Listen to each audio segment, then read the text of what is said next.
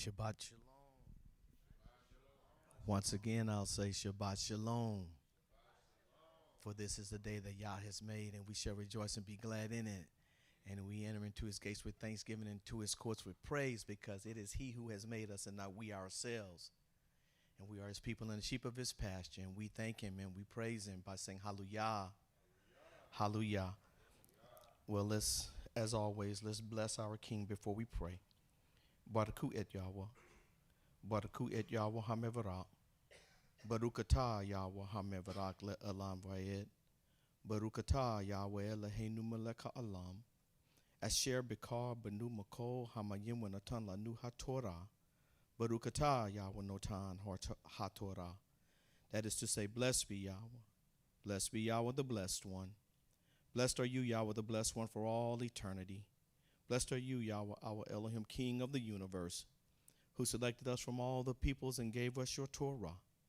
Blessed are you, Yahweh, giver of the Torah, to the Elohim of Abraham, Yitzhak, and Israel, to our King, our provider, our healer, our sustainer, our deliverer.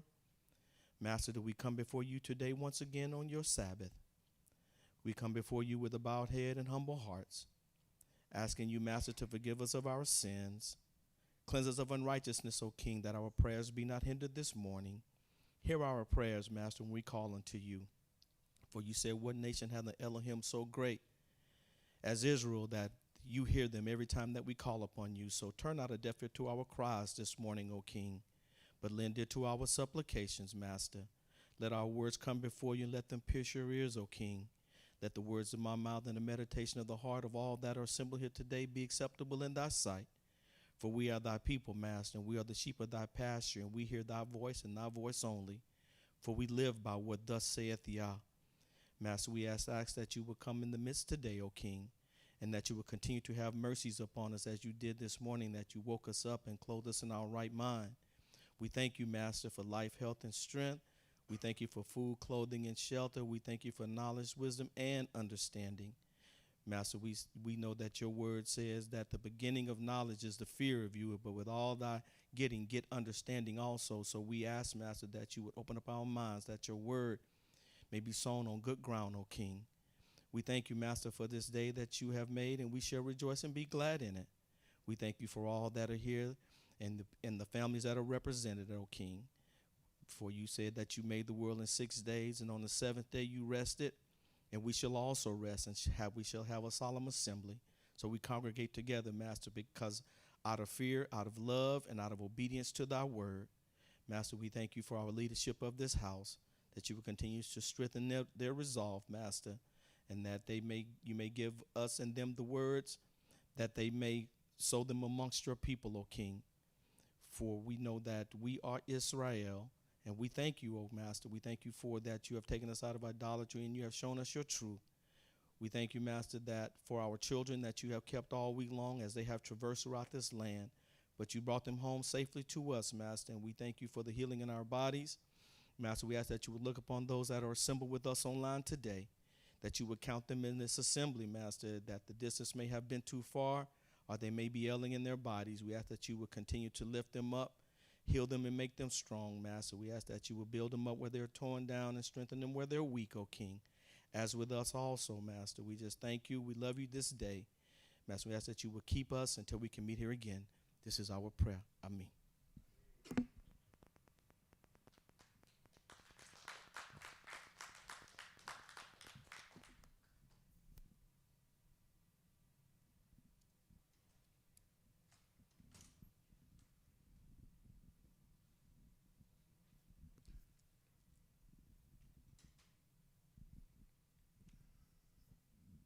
We're thankful today once again for being able to gather and to do the things that we do on this day that has been created for us, that the Master Father has given to us, his Shabbat.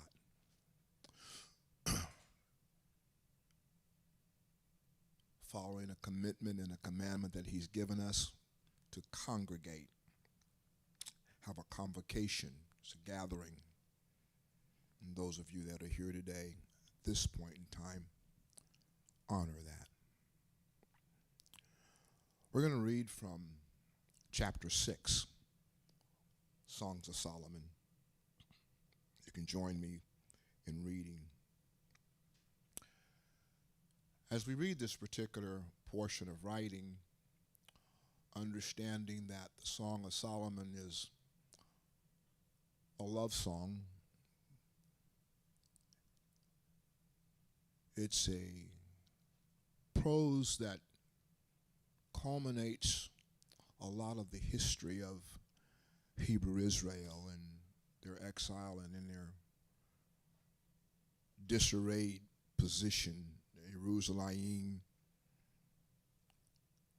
So this is what we're reading about today. It sounds like it's really Jerusalem's thought from the songs from the writer Shemote. Let us read. Course. Where has your darling gone, you most beautiful of women? Which way did your darling turn so that we can help you find him? She. My darling went down to his garden, to the beds of spices, to pasture his flock in the gardens and to gather lilies.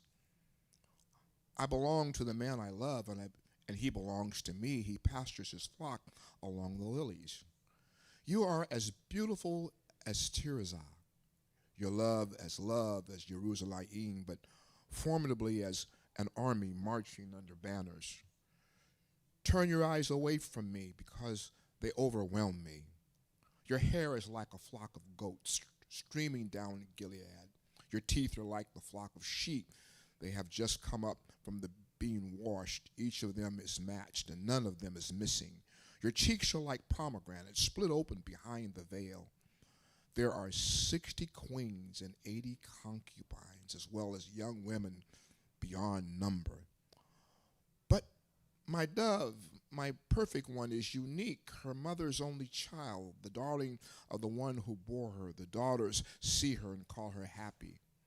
The queens and concubines praise her. Who is this shining forth like the dawn, fair as the moon, bright as the sun, but formidable as an army marching under banners? Had gone down to the nut orchard to see the fresh green plants in the valley, to see if the vine had budded, or if the pomegranate trees were even bloom. Before I knew it, I found myself in a chariot, and with me was a prince. Come back, girl from Shalom. Come back, you where we can see you. Why are you looking at the girl from Shulam as if she were dancing for too many camps? How beautiful are your feet in sandals, you daughter of princes. The curves of your thighs are like a necklace made by a skilled craftsman. Your navel is like a round goblet that never lacks spiced wine. Your belly is a heap of wheat encircled in lilies. Your two breasts are like two fawn twins of a gazelle. Your neck is like a tower of ivory. Your eyes like the pools of Heshbon by the gates of Bat-Ban-Banim. Your nose like a tower in the Lebanon overlooking Damascus. You hold your head like the Carmel, and your hair on your head is like purple cloth. The king is held captive in this tresses. Solomon. You may be seated. Oh, I didn't finish that, did I? No, come on. I thought, excuse me. I got to reading that, I got excited. Somebody said, read on. How beautiful are you, my love? How charming, how delightful. Your appearance is stately as a palm tree with its fruit clusters your breast. I said, I will climb up to the palm trees. I will take hold of its branches. By your breast, may your breast be like clusters of grapes, your breath as fragrant as apples, and your mouth like the finest wine. May the wine go straight to the man I love and gently move the lips of those who are asleep. I belong to my darling, and his desire is for me. Come, my darling, let's go out to the country and spend the nights in the villages. We will get up early and go to the vineyards to see if the vines have budded, to see if their flowers have opened, or if the pomegranate trees are in bloom. There I will give you my love. The mandrakes are sending out their fragrances. All kinds of choice fruits are at the doors, fruits both new and old, my darling, which I have kept in store for you. Shalom. You may be seated. This beautiful writing by Shemote is a portrayal of the picture of Israel, Jerusalem, and some of the dark days of Israel's journeying with the Most High and things that she's gone through. But if you read it, as we have read it, it's a beautiful, sound like a beautiful love story, and it embraces the idea of Jerusalem, Israel, and the Most High. Well, shalom to everyone today. Glad to see all of you that have made it. I'm sure there's others that are coming there late. I pray that, well, when our redemption happens, I hope they won't be late for that. Because if they miss that train, there won't be another train coming. But anyway, I am impressed in my spirit because many of you know that I have been very concerned about my people, for which I've in the process of writing the third book entitled, What About My People? And as I thought about it and conversing with some other people, I come to realize a missing component in our search. The eyes of Hebrew Israel have been blinded by the Most High. With that being the case, He's the only one that can open their eyes. He's caused their ears to go deaf. That being the case, He's the only one that can open the ears that they might hear, eyes that they might see. Our approach to her in this exile, and as we have encountered, are people who don't know that they're Hebrew Israel and tried to persuade them and give them understanding. We've missed what I think I've come to realize a very important ingredient or very important part. We have spoken to them with fervor. We've spoken to them with intent, and we're trying to figure out why they don't get it. We've left out a very important part, and that is the spirit and the point of intercession. We haven't interceded for them. We've gotten tired. Oh, I'm tired of them. I'm through. I'm tired. I get it. No. What we fail to realize is that Moshe, if anybody had a right to get tired, it was Moshe. To the point that his anger and his frustration with them became so much of an issue that when the Most High gave him a command to speak to the rock, instead of speaking to it, he smote it. Cost him his right and his ability to go into the promised land with them. But in every instance in which that Moshe had to engage and be a go-between between himself and Israel. When we read the text, when the Most High told Moshe that, I can give you some more folks. We can get rid of them. We can get rid of them, start all over again. But Moses' word was to intercede for them. He went back to the Most High and told him, first of all, these are not my people, they're yours. Number two, you said you were going to do something for them. Now, if you don't do that, then the nations will believe that you couldn't. Therefore, now comes the therefore. Based upon your word that you have given to them, you are obligated, I'm paraphrasing, you are obligated to act on their behalf. Did he not do that? Yeah. In other instances of the work of the great prophet, whom the Most High said there's never been a man like him, his compassion that he had for his people always was at the fore. He was so compassionate for them that he almost forgot to take care of a very important issue. It almost cost him his life.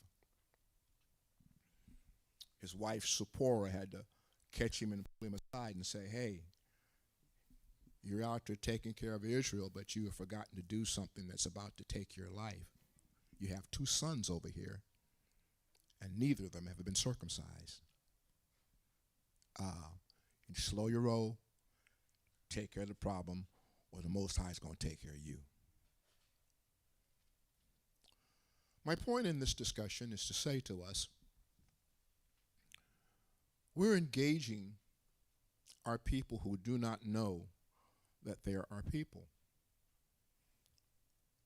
They're caught in a matrix of untruths, unable to see the light and a way out. And it's not only that they can't see the way out, they like it in the matrix.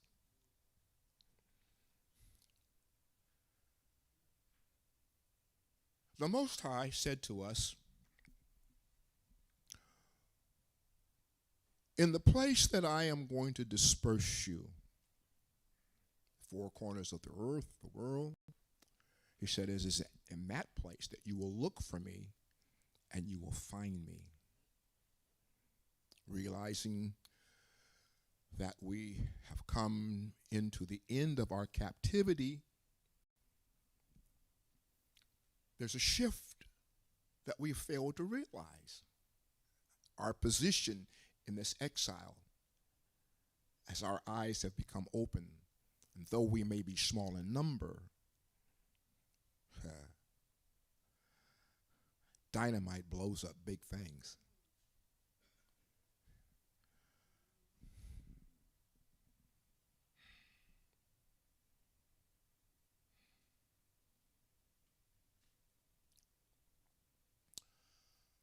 The power that you have within you, that only you can do, because you are the only ones that have the right to invoke his name. Moshe said, who shall I speak to Israel, and who shall I tell them sent me? Moshe said, speak to Israel and tell them, Iye Asher Yiye, I am that I am. And he went on further to say, Yod He Vav He, Yahweh, this shall be my name through all generations. You, whose eyes are open, you who have come to an understanding that Yahweh is Echad. He is one. He's not many, he's one. He's the only one.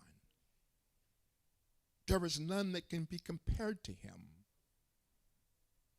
We can't make that spirit into something that's weak and ineffective and makes errors like a human. We can't make him to become human because humans are erroneous, while the Spirit of the Most High is perfect. In all of his ways, he's perfect. In the thoughts, his actions, and everything he does is perfect. And with that perfection that is there, only his people whose eyes are open have the right to invoke, come before him, and intercede on the behalf of his love. Come on now. Come on now. We have been speaking to them out of our own might and out of the fervor of our own knowledge and understanding. And that's good. In all thy ways acknowledge him, though he will direct our path.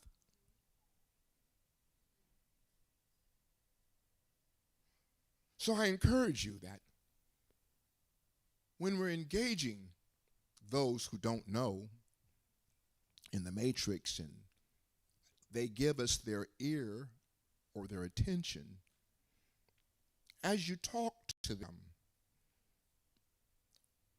be an intercessor for them. Ask the Most High, while I'm talking to them, open their ears that they'll be able to hear. Moray Beverly, as you open your scriptures and your fingers dance through the text as you show them, ask the Most High, open their eyes that they might be able to see. Because after all, who's the Most High looking for? I'm looking for my darling. Where is she? Let me go out to the garden. The garden is a metaphor for Israel. How does he see her? He sees her as this beautiful, beautiful woman. He talks about her in the intricacies of how a woman is made. Have you found him whom my soul is looking for? So, my admonition to you today before I take my seat is let us arise to this point where we're willing to have a fervor. And you say, well, I love Israel. Well, in order to love Israel, you have to love his people because his people are Israel. And the fervor within your heart has got to be to look at them and not say, oh, I'm tired of them. I'm done. No, I'm not done. You got to realize something. The Most High could have got tired of you before you got here, and he could have been done. But he wasn't. And you don't know the seeds that you're planting. That is your job to plant the seed.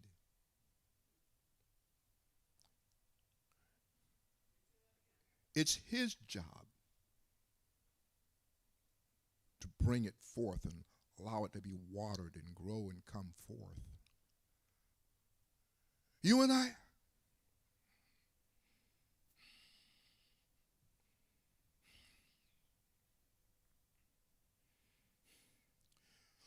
Moray,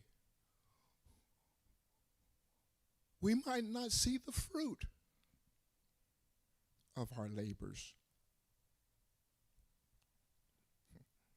We might not see the trees growing in the forest.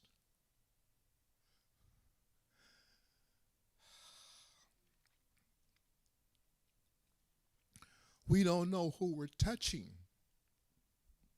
as we speak over these mics and into that camera. I look at the demographics from our podcast. They're all over the world. All over the world. Listening to this truth that we're providing to help them to gravitate and understand that if it is your intent and mission to desire to have eternal life, there is a process that you have to adapt to. Eternal life's not automatic.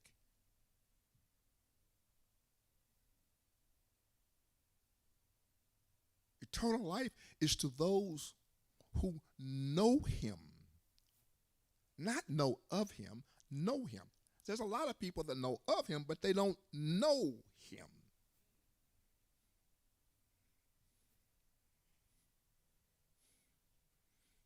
We have to block out the noise of the people whose desire it is to separate us from the power of our love of the Most High. We have to block out that noise. Because they've given us a diabolical script to separate us. But because he's opened your eyes and your ears, you're able to look at that and go, nah. I'm not going to dine over there. I'm going to come and eat in the pasture of where the food is wholesome, where the food is set apart for a people, and that people is Israel and those who join with her. So, as I take my seat today, start learning how to intercede for those that are in the matrix, that the Most High will open their eyes and open their ears. Oh, the time is now. We're in it. The time is now. You look around this room and say, well, don't worry about that. Most High's never been concerned with numbers, but he has been concerned with quality. Quality. He's not concerned with the riffraff, he's concerned with quality. We could have a whole room filled with marginal people. But he's done that sweep through here a couple of times now.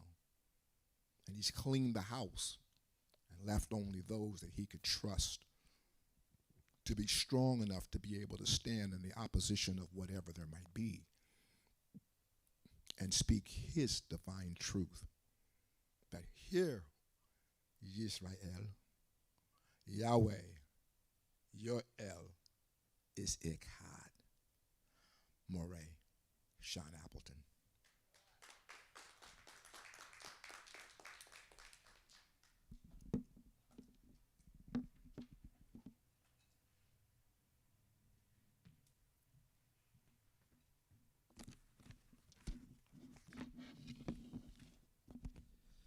Turn with me in your hymnals to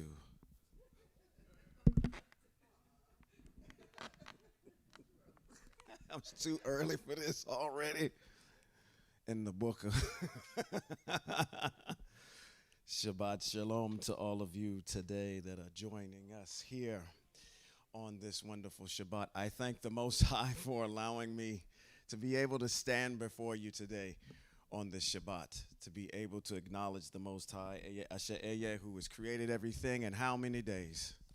6 days. Everything was created in 6 days. Everything was created in 6 days. Wait a minute, you didn't hear what I said. Everything was created in 6 days.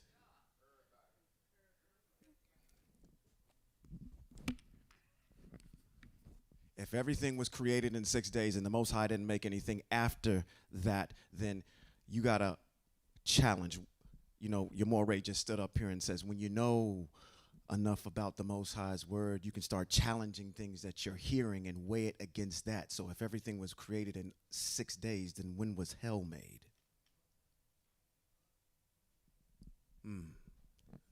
Hell wasn't created in those 6 days. There's no record of it. So if there's no record of hell in the first 6 days, then where did it come from? That is an idea that came from across the street.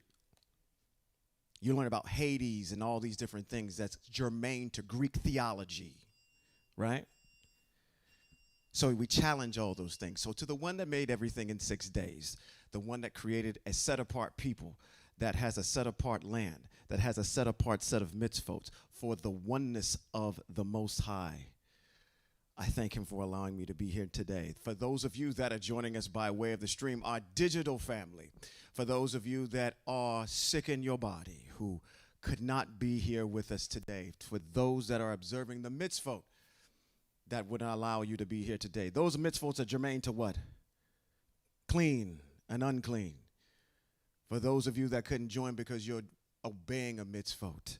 For those of you that are joining us, part of our digital family, who don't have a congregation, nowhere around you, there is no plausible way for me to do that. Shabbat shalom to all of you that are joining us by way of the stream.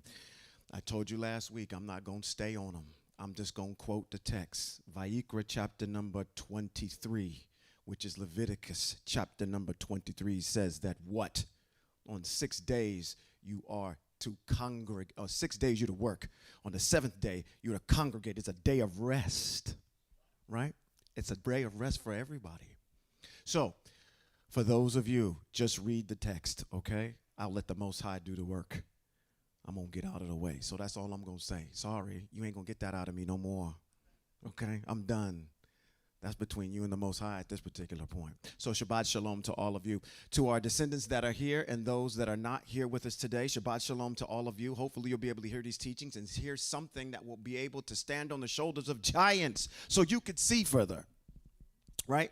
So you could have a better understanding. We only have the information that's available to us right now. There's more Hebrew texts that are out there that are not being incorporated into these teachings, but we know that they're out there because it's written about them in our text. Right?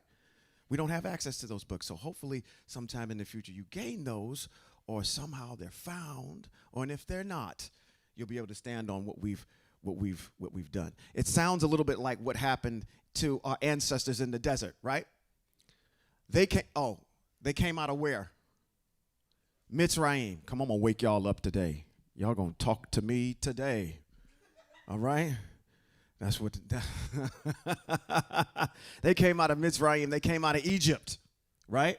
And when they came out of Egypt with this spirituality baggage that came with. They were exposed to what? All the gods of Egypt, right? They were exposed to a specific way of doing things. And then there grew up a nation that knew nothing about Mitzrayim. There was a nation that grew up that knew only the ways of the Most High. And those were the ones that actually went into the land. Not the ones that were carrying baggage from some old, antiquated, made-up Greek theology. No, I said I wasn't going to do it, but here I am. Which leads me into my next point in my welcoming of everybody. Let me just get this out of the way so I can just get into it, because he got a little piece that he had today, and I'm going to take mine, all right? So for all of you that are joining us by way of the stream, ancestors, all of those descendants, Shabbat Shalom to all of you. Now, we stand to our feet. Come on, you doing some jumping jacks today. Ooh, what did y'all do last night? Did y'all go to the club? Was y'all up partying last night? Y'all was playing Uno and Monopoly all night long, wasn't you? The game didn't stop till 2 in the morning. Stand to your feet. We quote, what chapter we in? Chapter what? Chapter number what? 19. 19, 32, 25. No, I'm trying to do some Mike Epps stuff up here. 19 and 32 says what? It says, stand up. No. I need you to sit down. I need you to sit down. It's going to be beautiful. No. We good. We good. I'm looking around the room. I want to make sure I get everybody on the right path. Okay, I think we good. It says, stand up in the presence of a person with what? Gray hair. Show respect for the old. you for what? You are to fear your what? Your El. I am Yahweh, okay? And why do we do that? It's not because we think that you're old, okay? Because you're young, all right? It's because you have wisdom. And you are to be respected amongst Hebrew Israel. So this is what I want you to do. I want you to turn to the nearest person that has gray hair that's sitting down. I want you to look them in the eye. And I want you to tell them, Shabbat Shalom. Shabbat Shalom. All right. You might have to look at several people. Turn your head. I know my people with gray hair. Turn to your left and to your right. Shabbat Shalom. All right. Now, to everybody here that's in the presence of this house, we are in a rebuilding phase, and this place is starting to fill up again. Shabbat Shalom to all of you. Thank you for joining us and congregating today. It is a beautiful thing here to be in the presence of the Most High. Now, I'm going to do two things, two little protocol things. One, I have to tell you that I'm changing the way that I'm doing something, okay? How many of y'all listened to the podcast this week? Did y'all like that podcast? That podcast was awesome.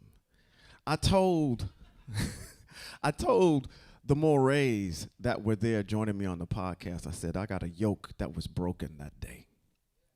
I said, y'all have known me for going across the street and bringing up texts about JC and the Paulettes and all these different kind of folk that are over there.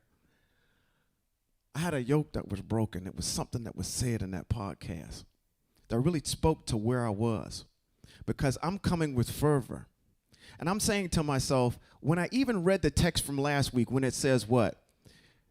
We read it. We read the pact that it says what? When you're going ahead and you don't exact vengeance or hold a grudge on somebody, right? You don't do that, right? You love your neighbor as yourself, which speaks to the idea of, if I'm going to present you with some information, if I'm going to present you with some rebuke, if I'm going to tell you something, how would I want somebody to present that to me? Would it be coming at you foul?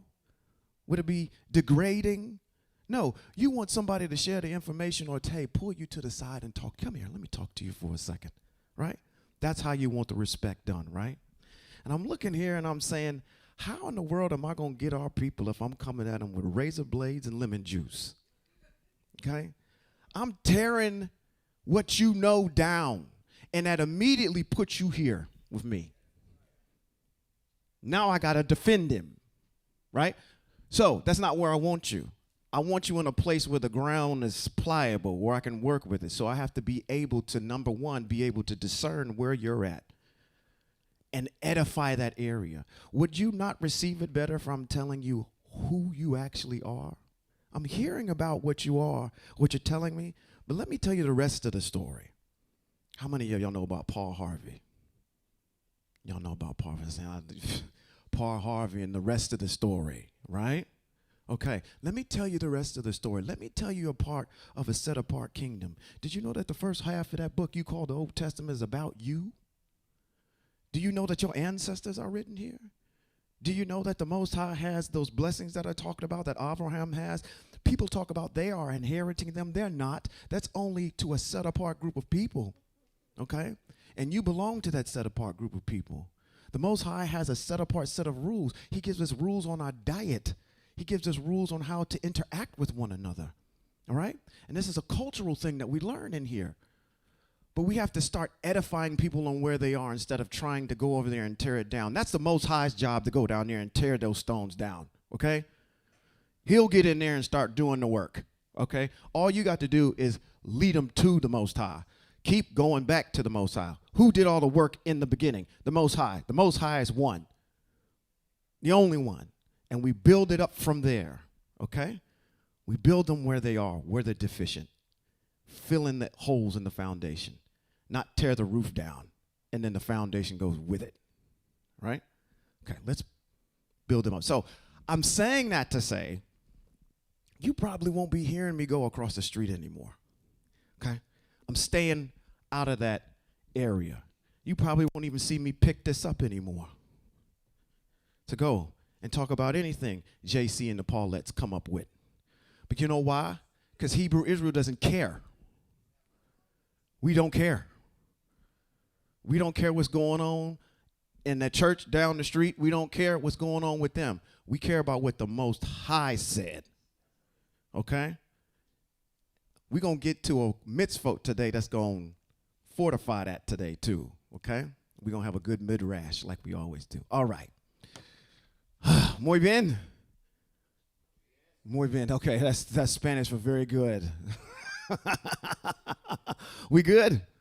We got the bobbleheads going. Muy bien, muy bien. Tov meod, okay? That's how you say it in Hebrew. Tov meod. It's very good. All right. Now, I want to take a couple of minutes to do some protocol. One thing, last thing, before we get into chapter number 23. Many of you, yes, ma'am, you had a question. Okay, she says, when I say it in Hebrew, can I slow it down? All right, excellent, excellent, excellent.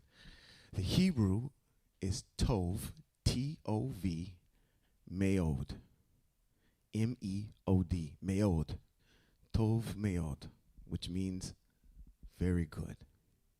Okay? Ken in Hebrew means yes. Lo in Hebrew means no. Okay? So you might hear me say that too. All right.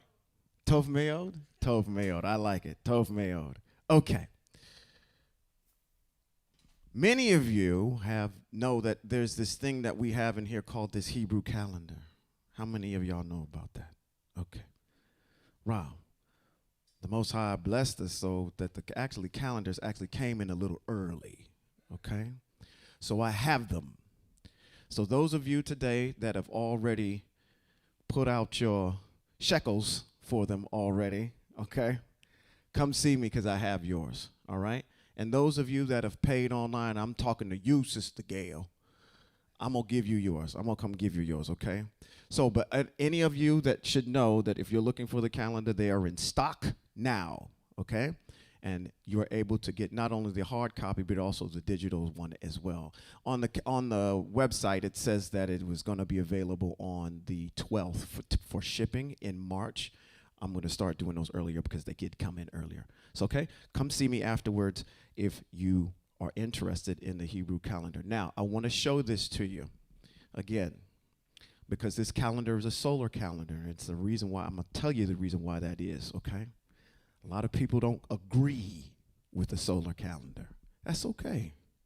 All right? That's okay. We can have a difference of opinion on that. All right? Was that? Okay, I'm getting there. Some people disagree, and that's okay. But this is the one thing I do know, all right? Let's just say, get this out in the open too. Things like that are going to get settled where? In the land, all right? That's where they get settled. Okay, I want to show you this real quick like. Again, it's a shameless plug. Shameless plug. But I got to do it. Okay, this is the calendar. What about our people? All right, kind of follows the theme of where we're at.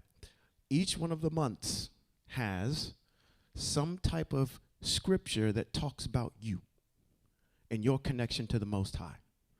Every single month is exemplary of showing you. Come on, can you scroll up for me?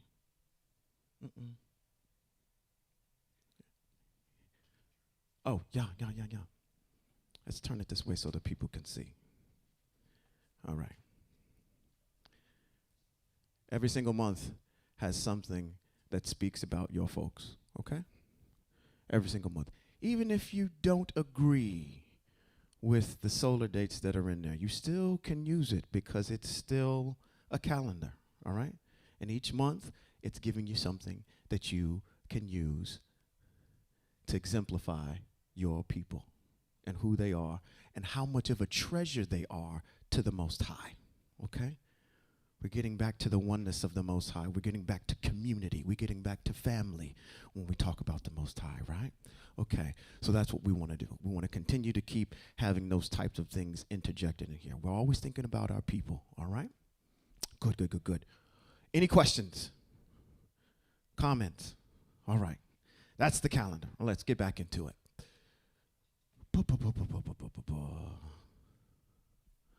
Where am I at? Okay. Let's get into it. Let's get into it. I'm going to put this up. We are in Shemote, chapter number 23. Now, Exodus, chapter number 23. Y'all gonna get me right. Y'all are gonna get me right. Okay. I see my moray over there, and I got to say something, too, as a protocol measure. And I'm going to ask you to help me out. So you think you're going to be silent. That ain't happening. There's one thing that also came up in the podcast that also hit me very, very hard. I care from this dear lady here. I am going to try my best to stop using pronouns. Him. He. Okay? I'm going to try to do that. I'm not going to be successful at it. I'm going to tell you that right now. But I'm going to try to do that. Why am I doing that? Because Yahweh is a spirit. He is a power. You see how I said he is? Okay? Está. Power. The Most High is a power. Not he is a power. The Most High is a power. Okay? It's emphatic. It's not temporary. It's something that's specifically placed on the Most High. And I'm not trying to attach a gender to the Most High. The Most High is not a woman, and the Most High is certainly not a man. Okay? So therefore, in the oneness of the Most High, I want to acknowledge the Most High as that power. So when I come across pronouns, y'all stop me, okay? Because we're going to try to do that. I'm going to fail at it. But I'm telling you why I'm doing that, because I want to put more reverence and more a focus on the power aspect of it instead of a genderized look at the Most High, okay? I'm okay. Both of us. He said both of us. Okay. Shemote, which is Exodus, chapter number 23. We have Bereshit, which is what? Genesis. Then you have what? Shemote, which is what? Exodus. And then what comes after Exodus? Leviticus, which is what? Vayikra. And then after Vayikra is what? In the wilderness. What is that? Bamidbar, which is the book of Numbers. And then you have the book of Deuteronomy, which is what? The book of Devarim. Devarim. Okay, those are the ones in Hebrew. Okay? Let's move. Now, just quick. Hebrew Israel's birth. We come out of Mitzrayim. We cross the Red Sea. We have these two incidents with water. The first one was what? The water was bitter. He put the tree branch into the water. The waters turned potable. They could drink it. And then they were complaining about not having some water as another area. Okay, and the Most High gave them water there. And then when they get to Rephadim, they get into their first fight. They fight, right? Once they get past that fight, they head on over to Mount Horeb, where they're going to meet the Most High. What happens at the Mount Horeb is they show up at Mount Horeb, right? Moshe goes up. Moshe talks to the Most High. The Most High tells him, this is what I want you to tell Hebrew Israel. I'm going to be their king, and if they obey and follow all my ways, things are going to be groovy. Okay? Things are going to be awesome. He goes back down. He tells Hebrew Israel. Hebrew Israel says, all that you said, we will do. We accept. He goes back up there. He tells the Most High, he says, hey, Hebrew Israel has just accepted all of the terms that you just gave them. And then just this brief explanation, this kind of this paragraph that it happens in the scroll. They're good. He says, okay, no problem. Go back down and tell them I'm going to show up in 3 days, and this is how they're to do what? Set apart. They're supposed to be set apart. What are they going to do? They're going to wash themselves, right? In 3 days, the Most High is going to come back. And when the Most High comes back in 3 days, you're going to meet him. He goes back down there and tells them this. After he goes and tells them this, they get and they prepare. They go to meet the Most High on the third day. The Most High shows up on the third day. Moshe goes back up to see the Most High. The Most High says, get back down there and tell them, do not press forward, because if they do, they will die. Set up that perimeter and make sure that perimeter is maintained around this mountain, because if they move any closer, they're going to be dead. Okay? Moshe says, yeah, they're not going to move. We got the perimeter set up. Everything is cool. What chapter are we in right now? No. With my dissertation, what I'm giving you right now, what chapter am I in? I'm in chapter number 19. Okay? Because in chapter number 20 is the pivotal chapter that I'm telling you about that you need to remember. What is in chapter number 20 of the book of Exodus or Shemote? It is the beginning of when the Most High speaks to Hebrew Israel for the very first time as a collective and gives them what most Christians say is, and matter of fact, all Christians say, is the 10 Commandments. Not the 10 Commandments. It's the first 10 things that the Most High said to Hebrew Israel before Moshe is sequestered to go talk to the Most High, because the Most High is talking too loud. Said, hey, we don't want to hear from the Most High. This is too much. You go talk to him. You've been talking to him before. You continue to do what you're doing. So he goes and talks to the Most High, and he's getting all these mitzvot. That's from chapter number 21 all the way to chapter number 23. At the end of chapter number 23 is the first set of mitzvot that the Most High narrates, or at least finishes that first portion to Moshe. And then we're going to see that Moshe is going to come back down from the mountain, give these mitzvot that the children of Israel didn't hear. They heard the first 10, but didn't hear the rest of them. So now Moshe is going to go down and give the rest of them to Hebrew Israel. So we're still on top of the mountain, and Moshe is getting these mitzvot. Now, what are we going to do with these mitzvot? We're going to do 3 things. We're going to talk about understanding, intent, and modern-day application as Hebrews, right? Understanding, intent, application. All right. We good. We good. Let's rock and roll. Now, Eye, Ashe Eye. Ooh, wait a minute. I need to get into chapter number 23 in my own book. I'm over in 11. Okay, mitzvot. Here we go. You ready? All right. Again, I gotta do the side quest real quick. When you're looking at these mitzvot, let's just do something real quick. What have you understood about the temperament of the Most High? I'm not talking about the mitzvot themselves, but what is the tone that you're getting with these mitzvot? You should have seen community safety come out already. You should have seen interpersonal relationships on how I'm supposed to treat you come out.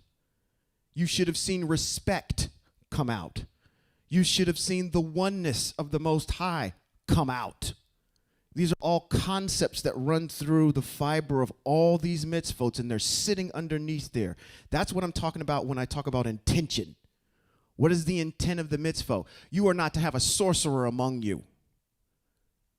What is that speaking to? The oneness of the Most High. You're not to have anybody else before you consulting anything except for me, right? You understand the mitzvot. You understand the intention.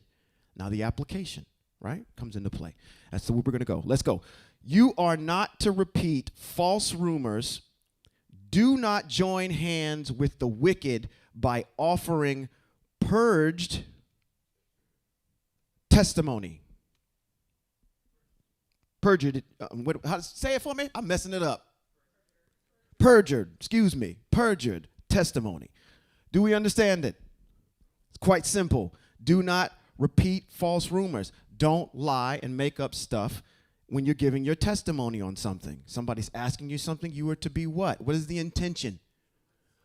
Be truthful and honest in all your dealings. You're not trying to subvert justice by lying, right? Can we do that in exile? 100%. So that mitzvot is in play, right? You can't give me this junk about, oh, we can't do them. There's too many of them. No, you can. Stop. Just say this quiet part out loud. You don't want to because you don't like nobody telling you what to do. Let's just call it like it is. I'm a free spirit. No one tell me what no ancient God going to tell me what I can and cannot eat. Okay. All right. She said, you're telling like a T.I. is. So that whole part in Bereshit chapter number 1, when the Most High says, I've given you every seed-bearing plant and every seed-bearing tree as food for you to eat. So I made your body, and I know exactly how it runs. So now you're going to, okay, all right, let's keep going. I'm supposed to be doing mitzvot. Do not follow the crowd when it does what? When it does what is right. No, when it does what is wrong. Okay? That's the end of them. I hear my moray in the back. That's got a punctuation there that says that there's a semicolon there that says there's a period to end the statement, and then we're going to hear a little bit more afterwards. So let's read it again. It says, do not follow the crowd when it does what is wrong, and do not allow the popular view to sway you in offering testimony for any cause, if the effect will be to pervert justice.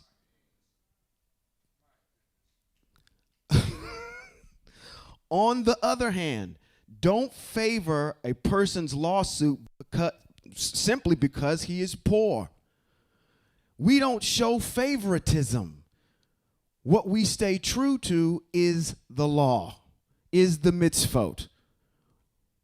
In the mitzvot, it tells us don't diminish your testimony. Don't do anything that's going to subvert your testimony. Don't be peer pressured into doing something because the group is telling you to do so. Listen, we got a group of 12 jurors in a room, and we're sitting here pressuring the one person in the room that knows that it's wrong. You listen, just go along with us. We can get this over with. You see what I'm saying? You stick to your guns. You stick to what is right. Okay? Okay, that's what that mitzvot, the intention of the mitzvot is, but you also have the understanding of the mitzvot because it's very transparent. Can we do that in exile? Yes, absolutely. So we've got 2 for 2 today. All right. If you come upon your enemy's ox or donkey straying, you must return it to him.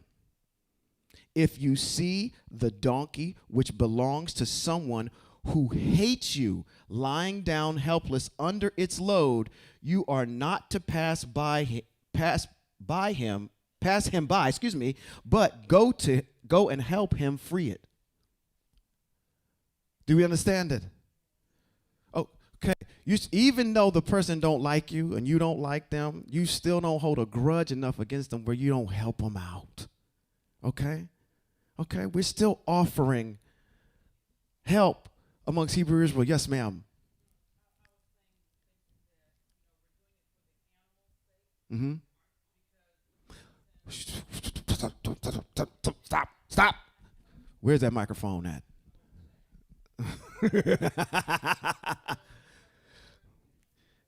Now we're looking at it from the standpoint, Mamore is answering it from the standpoint of actually from an animal standpoint. She's getting ready to get into that, but we'll let her develop the thought. Okay, there you go. Wait a minute, Lisa, is the green light? Ooh. And right before you speak, I'm going to need some new batteries in this too. This is getting ready to die.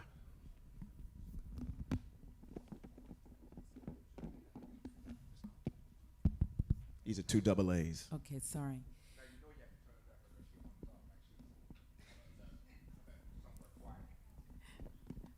I am somewhere quiet. Blessings. The person is an enemy or someone that they don't like, and they don't like you don't like them, whatever. So we're not necessarily saying that there has to be a love relationship or a like relationship, but for the animal, the Most High wants us to look and see that the animal is suffering, and the enemy is not concerned with the animal. The enemy's beating the animal. Get up, just take it. But the Most High wants us to be a steward to the animal, and so even though this person is an enemy or someone we don't like, we still come and offer, as you mentioned, that help, and that says a lot to our enemy about our character, about the Most High's character. Absolutely, absolutely, 100%. I still have within Hebrew Israel an obligation to help one another out. even though I'm maybe feeling a certain kind of way about a particular situation or a particular person, okay? That speaks to culture that goes along in Hebrew Israel, all right? We don't try to tend to hold grudges against people. This is what the Most High is trying to eradicate, is this thing about us. I know a lot of y'all ain't around melanated folk and how they act. But sometimes we get a little beside ourselves on a lot of things, okay? We get a little touchy-feely about things, all right? And even though we might have a grudge or something, we're not supposed to hold it, all right?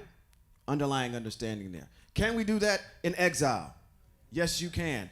And it's, again, I know that you're maybe reading these mitzvot verbatim, but the mitzvot says it's talking about a donkey. And my neighbor doesn't have a donkey. So it only applies to donkey. No, okay. I hope you got a little bit more sense than that, okay? You see, okay, let me maybe do an example of this. And what first comes to my mind. You're a Hebrew. I see you. You're a Hebrew. We're in the land. Your car is broke down on the side of the road. And then I'm not going to drive by and not help you because I don't like you. I'm going to help you. Okay? Good? You had okay, all right. That is what we're about, okay? Offering help and being a part of a community and part of being what you talk about. Family. Okay, all right. Let's keep going. 6, do not deny anyone justice in a lawsuit simply because he is poor. Oh, boy. All you rich folk thinking you're going to buy yourself out of a situation, bribing your way out, that ain't going to work in Hebrew Israel. It says, keep away from fraud and do not cause the death of the innocent and righteous, for I will not, what? Justify the wicked. My. Okay. Do we understand that? Okay. Do not deny anyone justice. Just because of their what? Just because of their social status. Everybody received the equal amount of justice in Hebrew Israel. Keep away from fraud. That is self-explanatory. And do not cause death of the innocent and the righteous. Right? Kind of the Most High kind of puts his stamp on it by saying, for I will not justify the wicked. Okay? All right. Do we got an understanding? We understand the intent. What's the intent here? Justice, honesty, integrity. Okay? All right? And offering some type of level of, for lack of eloquence, justice for everybody equally. That's what it's trying to establish. Can we do that in Hebrew Israel? In this day and age, in exile? Yes, you can.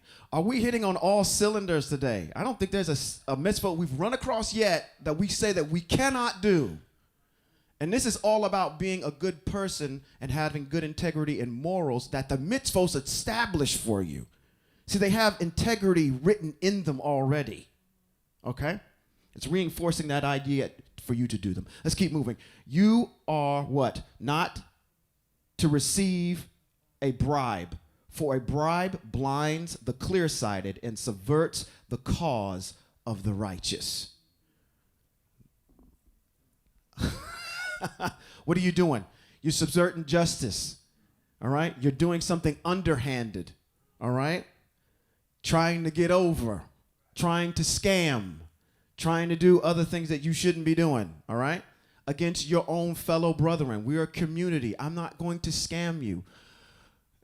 Wow. We got a community that's set up with a culture like that. Safe. I'm not going to get robbed. I'm not going to get killed. Any of these things are not going to happen. They do in a culture, but when they do, it's so severe, the punishment, you probably don't want to if you're in your right mind. All right? Let's keep going. Oh, excuse me. We understand it? We understand the intent? Right? Can we do it in exile? This is another one. Do not receive a bribe. Yes, you can do that in exile. So we're 100% for 100% right now. Let's keep going. It says, you are not to what? Oppressed who? A foreigner.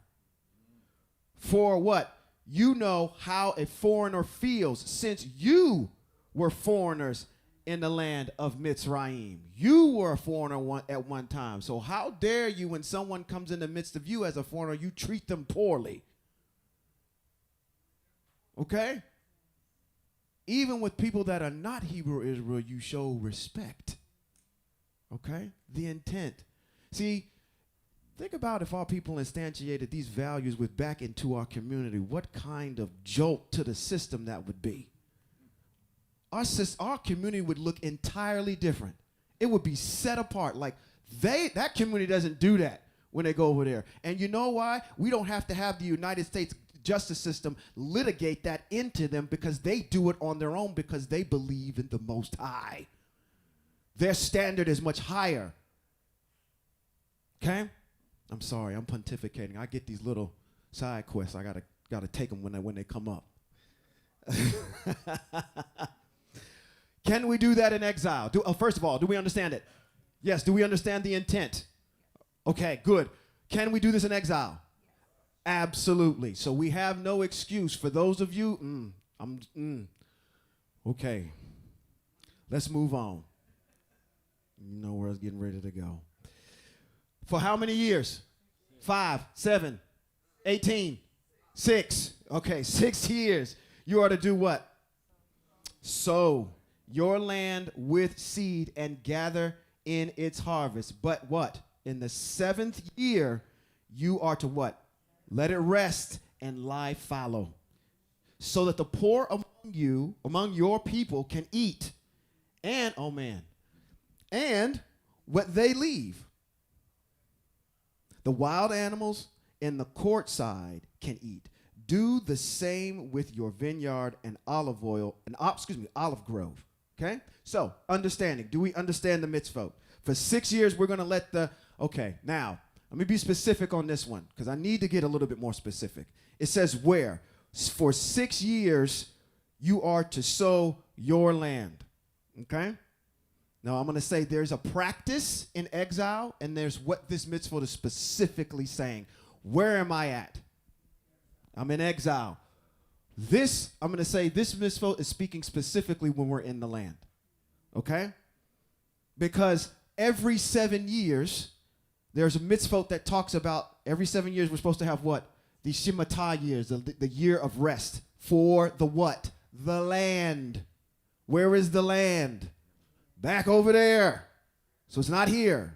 Okay? So we're at the land rest on that 7th year. How do we know when to count? When that 7th year starts? When you get back into the land. Your first year is day 1. Every 7 years after the time that you get back. Now we're going to instantiate this mitzvah. So we know when to start it because it's germane to the land and we're not in the land. Okay? Now, in practice, we can do this in exile.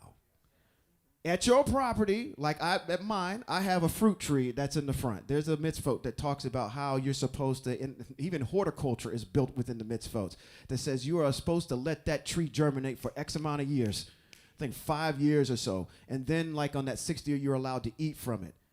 But also, if you're doing this and you want to instantiate it, you have things growing on your land, let your land rest in the 7th year. You're practicing it. It's just going to be easier for you when you get into the land. Okay?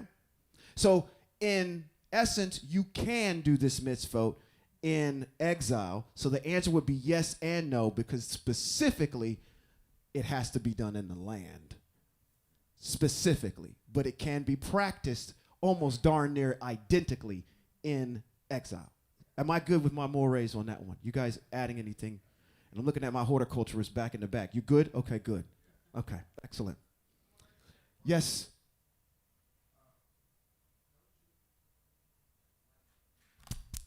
Don't you have a testimony about your fruit tree?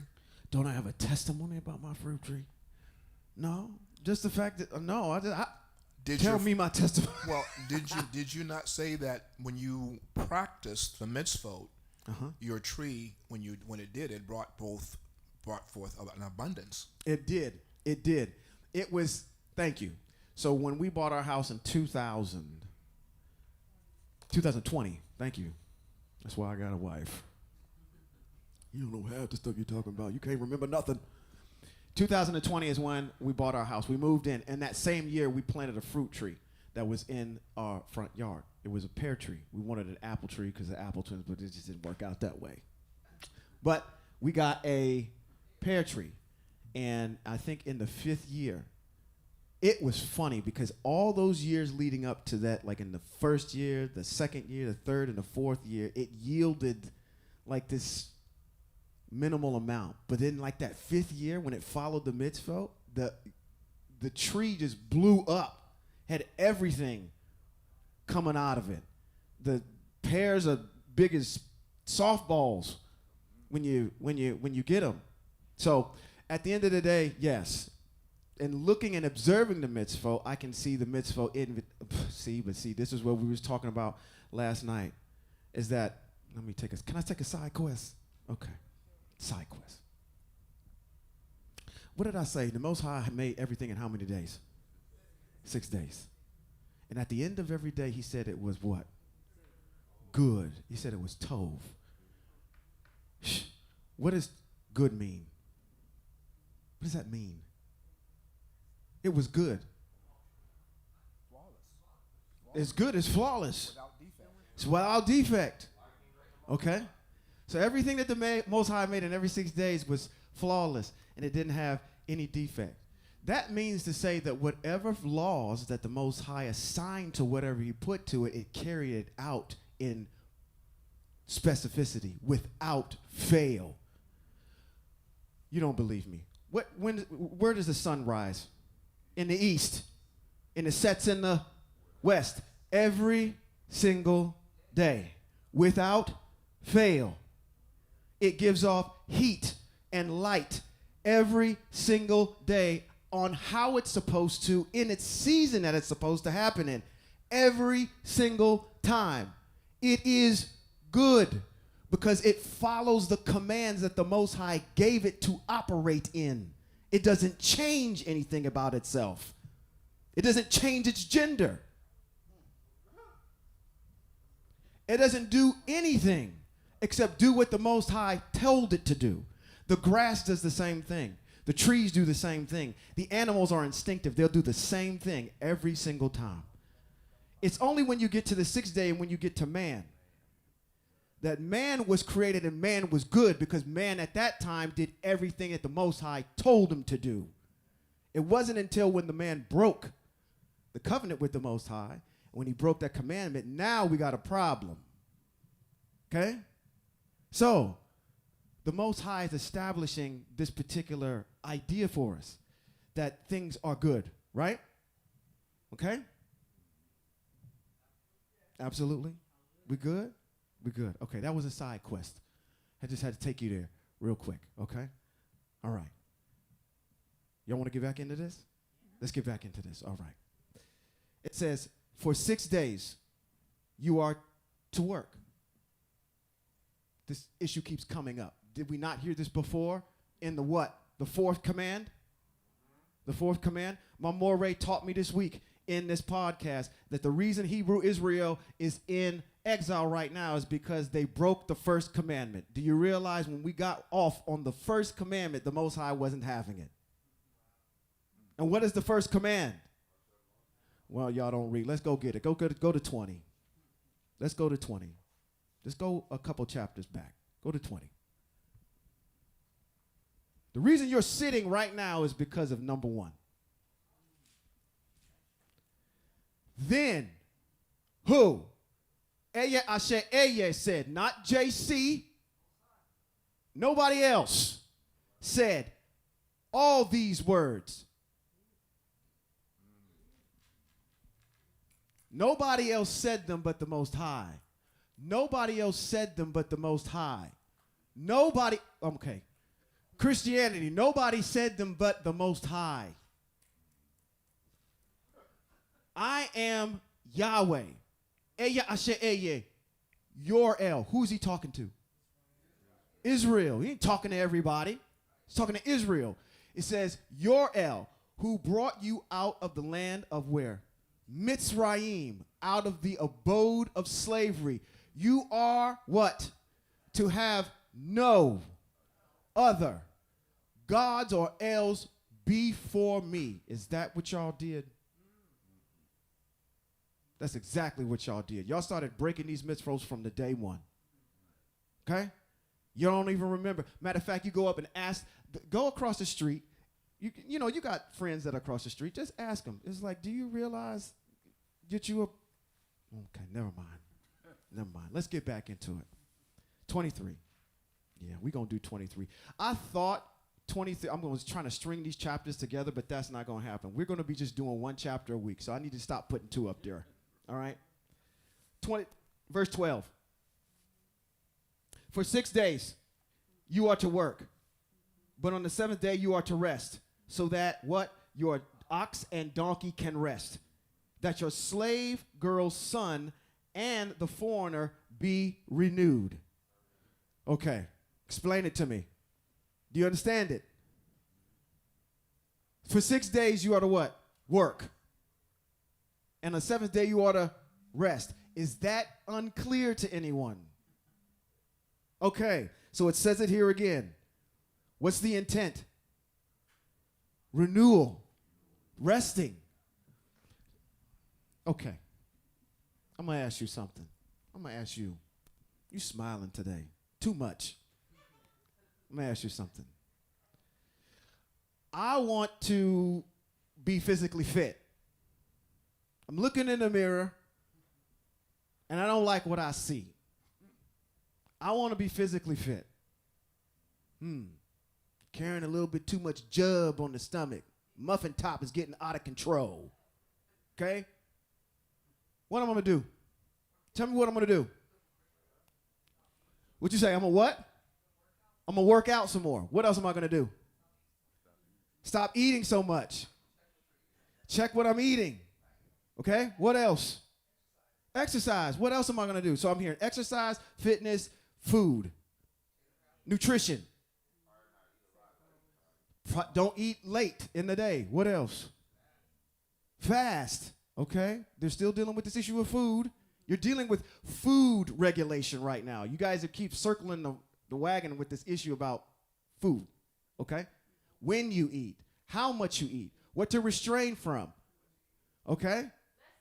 Less meat. Less meat. What else? He said pray. Excellent. You still need to do that anyway. What else is a part of your physical fitness? You missing one. She said making a commitment. What else? Drink water. Okay, let me show you how the Most High has this built in, okay? Okay. Do you not have a mitzvot on how to eat? Okay. All right. Let me string this together. When someone asks me about a fitness program, this is what I tell them. You're going to need to get your nutrition under control. You are going to need to exercise. And thirdly, you are going to need to get plenty of rest. Y'all left that out. The Most High builds the rejuvenation of the body within inside the mitzvot that gives you a specific day to rest. Okay? It's a system. When you leave out rest out of the system, because the Most High has made it so this ecosystem of life works all together, then it all falls apart. And not so much that it's in the body as well, but it also translates to the land. The land has to rest. Okay? So, when you're thinking about, think of it that way. I'm resting, I'm working, I'm doing all the things that I do, and I'm rest this body on the day that it needs to rest. Because in that day, I have a heightened sense of rejuvenation because now I'm standing on the mitzvot now. Okay? Not just science, but I'm standing on the spirituality of the Most High that's built it into that particular day. All right? Okay. Rest is a part of your rejuvenation and a part of your health care program. All right? Most High built a day for it. All right. Let's get back to it. We good? Okay, I didn't ask the question. Can we do this in exile? Absolutely, we can do this in exile. 13, it says, pay attention to everything I have said to you. Do not invoke the names of other elves, or even let them be heard crossing your lips. Remember what I said earlier. What does the mitzvot say? The mitzvot says, when you are doing something inadvertently and you become aware of it, then you are what? Guilty of it. Okay? I cannot stand before you and tell you I'm not guilty of that mitzvah. And I'm asking for the Most High's grace, is what I can do in exile. Because there also is an atonement that I have to make for this. And we'll get to that in the further editions. When you have something that is displeasing to the Most High and it's kind of a general thing, there's a mitzvot that you have to fulfill in order to make an atonement for this. But what I'm saying to you is I'm guilty of this. And I told you earlier today, I'm going to stop talking about JC and the Paulettes. Okay? I'm done. Now, somebody brought this mitzvot to me, and they said, okay, now what? Okay, now what? Now, can we do this in exile? Yes, you can do this in exile. It says, pay attention to everything I have said to you. Can you do that? You can pay attention to everything the Most High told you to do. Yes. It says what? Do not invoke the names of other elves. Come save me. Das. All that. I'm not saying the name. I'm just saying the inflection y'all put behind it when y'all do that. Okay? Invoking other names of other elves, or even let them being heard cross your lips. Most High is locking this down so we have an understanding. The intent here is I'm your only El. I am one. Period. The end of story. That's the understanding. That's the intent. Can we do this in exile? 100%. Let's keep moving. Bro, B, this is one you quote all the time. It says 3 times a year you are to observe a festival for me. It says keep the festival of what? Matzah. Okay, so remember this, Hebrews. There's 3 of them that you got to show up, especially the men. Matzah. What's the other one? Shavuot and Sukkot. You're going to see that here. It says, keep the festival of Matzah. That's the first one. 7 days, as I ordered you, you are to do what? Eat matzah. At the time determined in the month of when? In the month of Aviv. When is the month of Aviv? In the spring. That's what Aviv means. It means springtime. It says 4. It was in the month that you left Egypt. Wait a minute. Hold on. Check this out. Have y'all ever heard me do this thing on the calendar, on the months? Y'all have heard me do this before. Aviv is the spring. How do I know that the beginning of the year is in the spring? If I knew nothing about Hebrew, I could tell you how I could tell you the beginning of the year is in the spring. I can tell you that the Gregorian calendar year is built off of that. Right? What do we have? Let's name them. January, February, March, April, May, June, July, August, September, October, November, December. September, October, November, December all have numbers in their names. September is what? 7. But September to you is the 9th month. In the word September is the word 7. What do you think is in the word October? Octo, 8. November, what? 11. Right? Or not 11, it's 9. Because when you get to December, December is what? Deca, which is 10. Those are Roman numerals. Deca, Novo, Octo, September, right? Julius Caesar, July. June, they're named after Romans, okay? So if you're in the month of December, count 10 months back. Because it's saying that Deca, or December, is 10. So count 10 months back. What month are you going to be in? You're going to be in March. You're going to be there. More right? Yes, sir. Oh, this is louder than I thought. Yeah. Not only was July Julius Caesar, but Augustus Caesar also implemented August. And the reason we know that the spring is the beginning of our year is because when we left Mitzrayim, the Most High said, this will be the beginning of your year. Of your year. Absolutely. So you know when the year starts. Even if you use a Gregorian calendar, they tell you when the year starts. But we know it starts in the spring because it says it right here, because Aviv in Hebrew means springtime. So the year has to start in the springtime. So that's our next festival coming up is what? Pesach, which is a 1 day or a couple, actually several hours. And then you get into the what? The festival of Matzah, which is the big boy. We focus on Pesach a little bit. I think there's an emphasis on Pesach, but Matzah is the one that's actually the big one that's there. It's for 7 days, all right? It says it's in the month of Aviv. It was in the month that you left Mitzrayim. No one is to appear before me empty-handed. Next, the festival of harvest. That's the first fruits. That's Shavuot. That happens like in the summer, a little bit before the summer. You know when Shavuot starts because you know what the mitzvot's on it. You count how many weeks? From 49 days, which is 7 weeks from Matzah, okay? And we'll get into that. That's in Vayikra chapter number 23. I know you guys that are out there saying, okay, Maury's not quoting that 100% correctly. I know that. I'm just flying at 100,000 feet right now. But it's 49 days that you're supposed to count to Shavuot.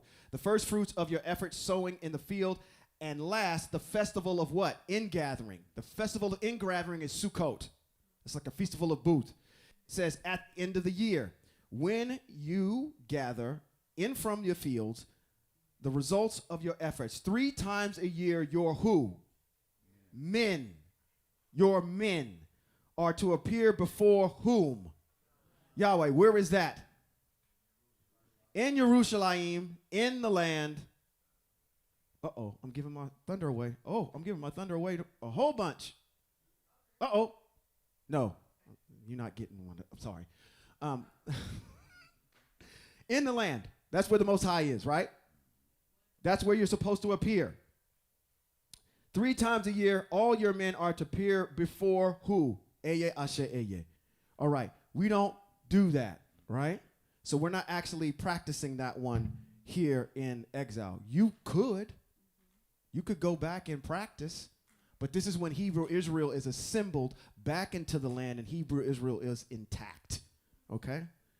When we can observe this. Now, in practice in exile, can we do it? Yes. You said yes. Why you say yes?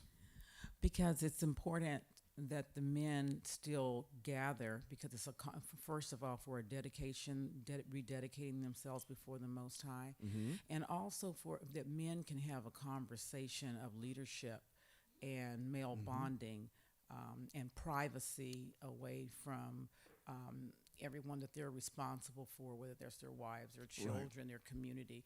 It still allows men that opportunity to support one another. So it's good that men do gather privately. So I like your answer. This is what I'm going to add to it. I'm going to say, like the other mitzvot, I'm going to say in practice in exile, we can practice it. Absolutely. The mitzvot is specific to being in the land, right?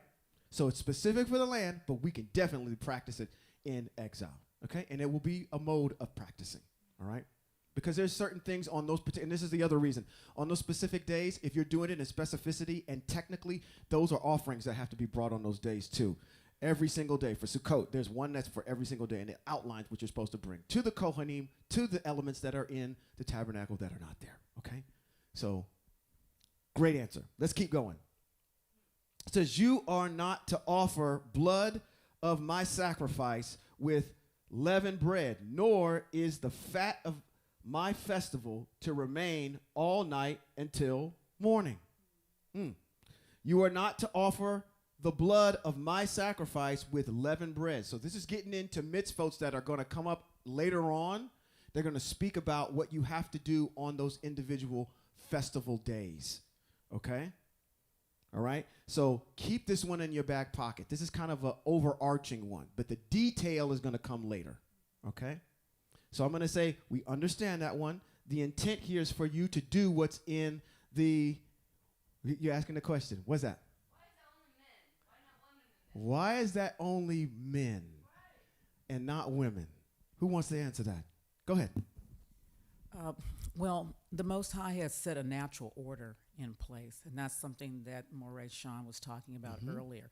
There's a natural order. There's an order when the land rests. There's nothing wrong with men gathering. Men should gather. It's a beautiful thing for men to gather. Men have a lot of responsibility that they have. So sometimes in this generation, we've lost the order of operations, if you will. We can do it mathematically when we're trying to do our equations, etc. But when we come into the natural order of life, we can get caught up in the crowd, as Moray Sean mentioned earlier, following what the modern conversation is. But it's not that men are disrespectful. There's nothing in Torah that says men are to be disrespectful to women, to their children, to their society. No, they're not. And they're not. So it's about respect, rising for an elder, gray hair, children honoring their parents, men having a proper place, because on a bad day, I'm sure a lot of we women be looking for men to defend us. Hello.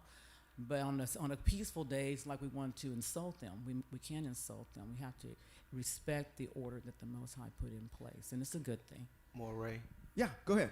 coupled by the fact that the men carry the covenant in their bodies. They do. They sure do. Yes, they do. Go ahead. Yes, Moray. Go ahead. I want to also add when it's said about the men meeting up 3 times a year. If I'm correct, there is no mitzvah that says the women cannot come too. That's correct. That's correct. So it's basically the men are the leader of the household. So it's basically saying you, the leader of the household, you make sure you are here to get your household in check. But there is no mitzvah that says the women cannot join as well. But the men are Right. required to be Right, the men are required because we're the Yeah. head of the household. Right. Yeah, and if the So woman, yeah. there's also something here that we got to also mention here too, okay?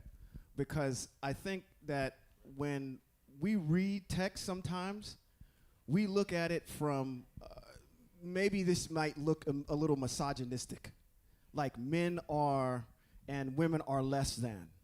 And this is the reason why we start at the beginning establishing what the mitzvot of the Most High are. You cannot bring your westernized culture into Hebrew Israel because it won't work. Because one of the things we understand in Hebrew culture is that the women are very coveted. We protect our women. There are specific mitzvot that speak to women specifically that provide them protection and provisioning, not only from a social standpoint, but from a safety standpoint. So we shouldn't start mincing words about gender here and who gets what and who's less than and all that. Again, what's written in the mitzvot is community, is respect for one another, understanding each other's position and respecting that position and being able to function in its fullest capacity with truth and honor and integrity towards one another. It's not a less than thing. This is why this is taught that way across the street. And when you get over here and you learn it from ground up, it has a different life of its own because you're now knowing the intent of what the Most High is. That's why I say understanding and intent. We haven't got to the mitzvot that speak about women specifically. And when we get to those mitzvot, it's going to be what? Protection of women. That's the intent. So let's not get wrapped up on gender. Yes, sir. The mitzvot is specific in terms of a time, in terms of things that have taken place, the harvest, and the Most High asked the men to appear before him. You want your men in the presence of the Most High. Oh, yeah. Oh, yeah.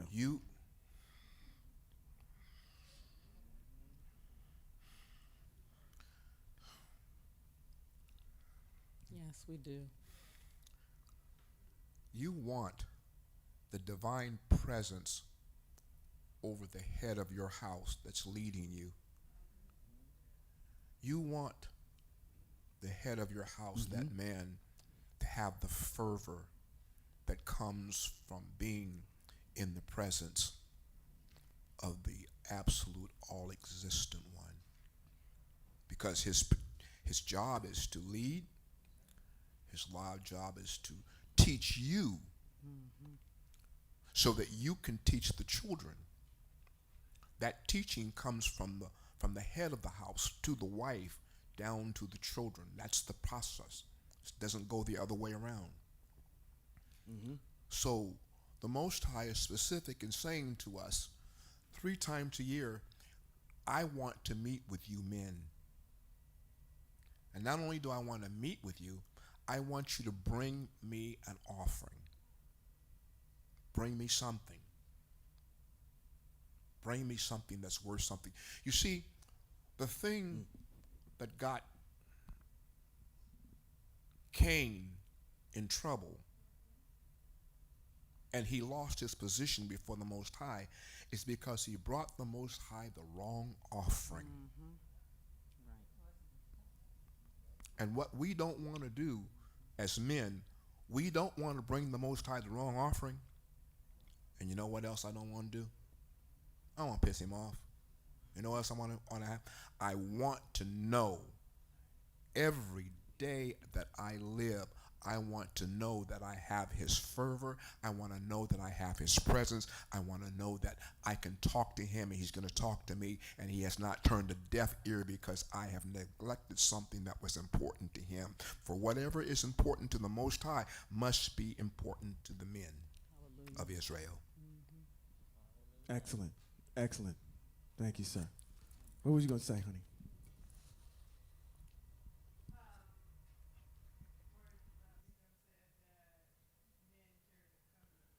Men carry the covenant. Okay. Okay, so someone doesn't know what that means. What the covenant? Back in Bereshit, Genesis chapter number 17, there is a text. Let's go there. Let's just get it. Let's start around 7, verse 7. See what we got. They're talking about the covenant.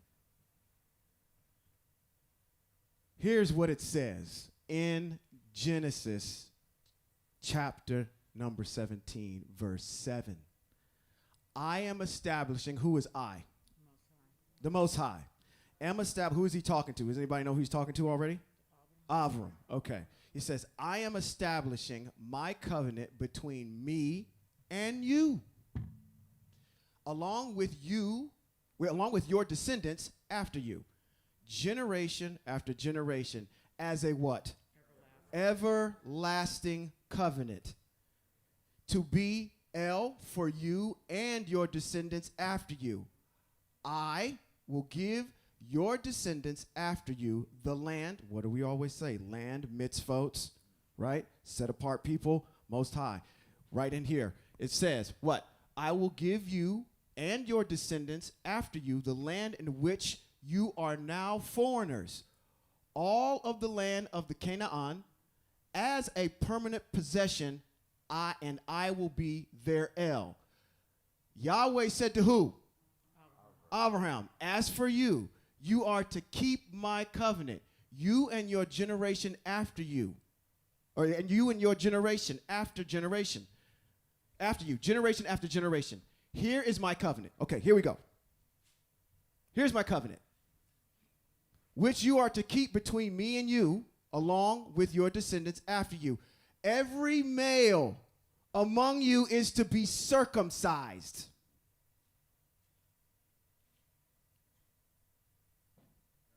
Who carries the covenant? The man in the circumcision. Okay? That's where it's from. Okay. Good. Good.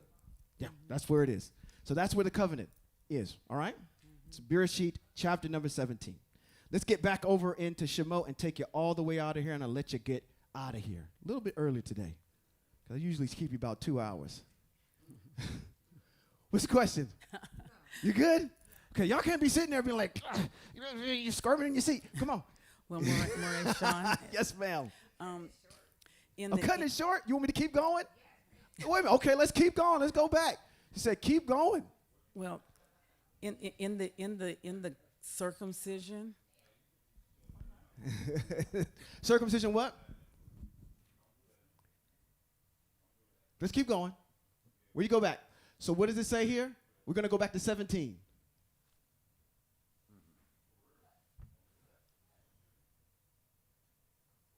Okay, let's keep going. Go back to 17, bro B. We're going to finish this up. No. 17. Better sheet 17. I had a request to finish it because we stopped it. You meant me go back here? Okay, she said, let's go straight. Let's stay here then. Let's just stay here. Let's go back to 23 and let's finish it out.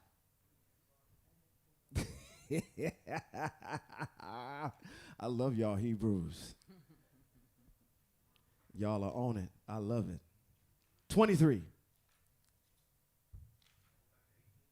Let's go back to 18. Yes.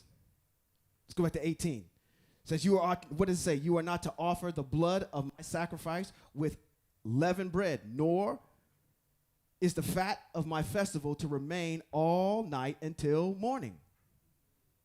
All right? Okay, that's something that's going to come up again, like I said, in a future mitzvot that technically you cannot do in exile because it has to do with what? Sacrificing, which is in the land. You can't do it here, okay? That's the reason why it's not in play. 19, you are to bring the best first fruits of your land into the house of Yoel, right? Where is that?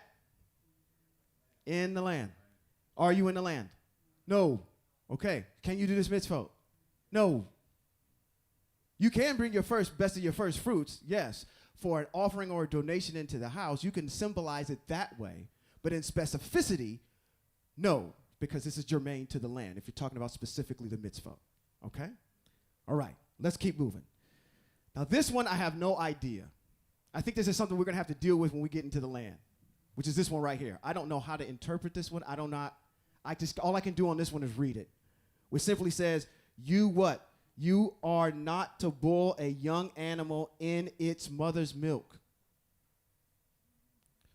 There is something about that. Yes, ma'am. Go ahead. I'm just saying, I'm not versed in all this, but I'm thinking that's cruel. Yeah.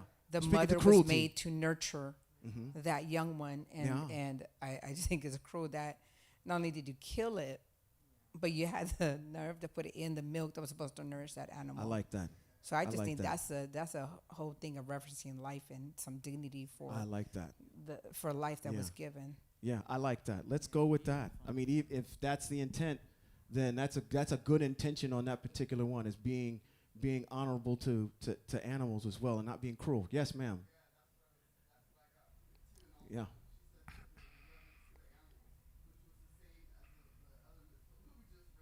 Right. Right. Right. Exactly. 100%. That is how the rabbis is They interpret define it. that mitzvah. Okay, good. So we got an understanding, we got an intention. Can we do that in exile? If that's the intention, yes, we can do that in exile. It's not to be cruel, right? How we interpret that. Excellent. All right, let's get on out of here. It says 20 all the way to the end. It says, I am sending an malak, which is an angel, ahead of you to guard you on the way and bring you to the place I have prepared. Pay attention to him. Listen to what he says. Do not rebel against him, because he will not forgive any wrongdoing of yours. Come on. Batteries in this thing. Hold on. We good? We good. We back off again. We had that one. We going in there.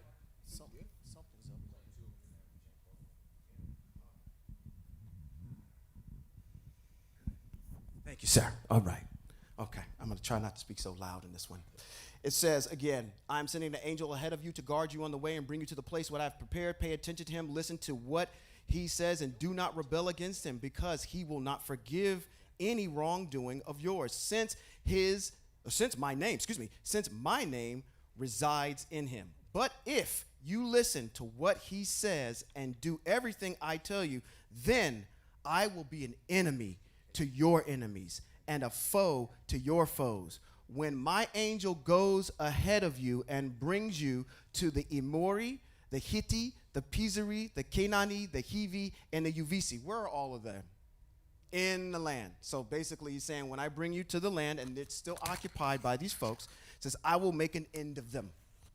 It says, you are not to worship their Els, serve them, or follow their practices. Rather, you are to demolish them completely and smash their standing stones to pieces. You are to serve Eye Asha Eye, your El, and he will bless your food and water. I will take sickness away from you. I'm going to read that one more time. It says, I will take sickness away from you. That's contingent on what? Getting into the land and you not serving these other Els and following the mitzvot. Sickness will be removed from you. In the land, your women will not miscarry or be barren, and you will live out the full span of your lives. If you are granted how many years? It's like 120 and something and some change. This mitzvot right here is saying back in the land, you're observing the mitzvot and you're doing what you're supposed to be doing, you'll live out that whole entire span. Okay? It says, I will send terror of me ahead of you, throwing into confusion all the people to whom you come, and I will make your enemies turn their backs on you. I will send hornets ahead of you to drive out the Hivi, the Canaanite, and the Hitti from before you. I will not drive them out from before you in 1 year, which would cause the land to become desolate and the wild animals too many for you. It says, I will drive them out from before you gradually until you have grown in number and can take possession of the land. So it's going to be a gradual thing. When they get into the land, it's not going to be, it's an empty house. They're still going to have to do some work when they get in there. They clear out the land, and then also as the Most High goes before them, he's doing a lot of the work, but he's doing it at a gradual pace so the land can recover, okay? It says, I will drive them out before you gradually until you have grown in number and take possession of the land. I will set your boundaries from the Sea of Suf. We didn't get there. That's coming up. From the Sea of Suf to the Sea of the Philistine, and from the desert of the Euphrates. The Euphrates River is right over here. This is in modern day times when we're looking. Okay, so look on the one on the right-hand side. Euphrates River actually extends up into Turkey. And the Euphrates River comes down here into to now present-day Persian Gulf. Your land cuts across Saudi Arabia, gets into a little bit of Africa. This is the better one over here. Gets into a little bit of Africa and wraps up. This is the land of the Philistine right here. So this is where your land is. Extends up into Turkey, goes down to Iraq, extends down into Saudi Arabia. Now, again, these boundaries are subjective, okay? All right? So this is from reading this and interpolating what's here. And you can go look this up, and this is several places you can find this online as well. But this is where your land is outlined, okay? There is no such place at the time that it was called Africa. It wasn't called Saudi Arabia. This is the borders of your land, okay? Which just happened to dip in what you know as present-day Africa, present-day Saudi Arabia, present-day Iraq, okay? All right. Let's go back and get it. It says, for I will hand the inhabitants of the land over to you, and you will drive them out from before you. You are not to make a covenant with them or their Els. They are not to live in your land, otherwise they will make you sin against me and by ensnaring you to serve their Els. When you get in here and you occupy this land, they're still going to be in there. Don't be persuaded to follow after their Els. Does that sound familiar? Prior to you coming over here in these ships, what were you worshiping? Okay.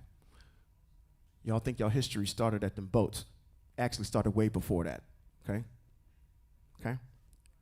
This is where we're getting back to, knowing your people and who you are. All right? How you're related to them. Excellent. Okay?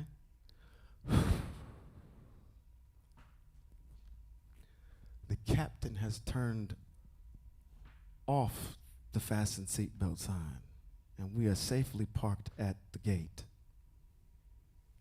You may now feel free to get your overhead luggage as we deplane. Hopefully there wasn't too many turbulence bumps in the air as we're navigating our way to our destination. Are we good? Okay, good. Hebrew Israel is good. We need to make sure that we strengthen and fortify Hebrew Israel first. Okay? We need to make sure that we know these mitzvot backwards and forwards. Understand how the Most High works. Okay? Read it for yourself. All right? Stop throwing in things that don't need to be in there. Just read it. It's the easiest thing to do. Period. All right? Most High says I'm one, and I'm one. Okay? Not 3 or 4 or 5. Okay? It doesn't say anything about that. All right. Next week. Now, just so you know, this is the end of the first portion of mitzvot that the Most High is giving to Moshe. After this, when we get into the next chapter, it's going to be when Moshe goes back down the hill to talk to Hebrew Israel and give them these mitzvot, okay? And then we're going to continue on to get a little bit more as we get further on into the book of Shemote, all right? Stand to your feet.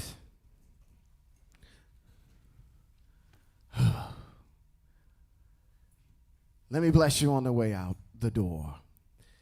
Chapter number 6 of Bad Midbar. Bad Midbar is what? Numbers. The book of Numbers, chapter number 6, verse 24 through 26 reads in Hebrew. It says, Yivarekaka Yahweh v'yishmareka. Yair Yahweh panav eleka v'huneka yisa, Yahweh panav eleka v'yasam laka shalom. Which simply means in English, may Yahweh bless you and keep you. May Yahweh make his face to shine, what? Shine on you and show you his favor. May Yahweh lift up his face towards you and give you shalom. West Coast Hebrews.